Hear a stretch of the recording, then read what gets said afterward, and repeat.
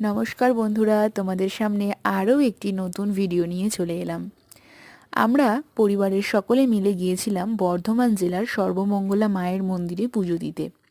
আমার মা সমস্ত কিছু ডালা সাজিয়ে বসে আছে, মায়ের মন্দিরে পুজো দিতে যাবে। এটি হলো মায়ের গর্ভগৃহ, যেখানে স্বয়ং মা সর্বমঙ্গলা থাকেন। মা দুর্গার একটি রূপ মা সর্বমঙ্গলা, তোমরা সবাই জানো। আমরা সেখানেই গিয়েছিলাম পুজো দিতে। চারিদিকের পরিবেশ ভীষণ স্নিগ্ধ, ভীষণ সুন্দর। মায়ের মন্দির বলে কথা, খুব একটা ভিড় ছিল না সেদিনকে। তো দেখো, চারিদিকটা খুব ভালো লাগছিল।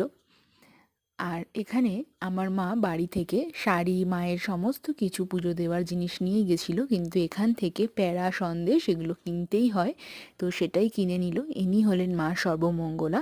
সবার মঙ্গল করুক মা।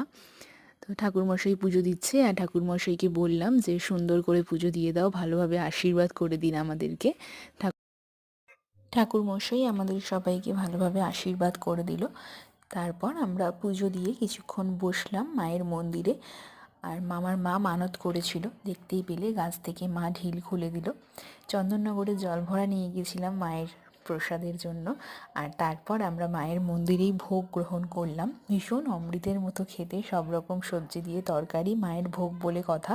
দেখো, অনেক ভক্তরা গেছিলো সেখানে, রোজই অন্ন সেবা দেওয়া হয়। তো সবাই মিলে ভোগ খেলাম, ভীষণই ভালো কাটলো সেদিনকে সারাটা দিন।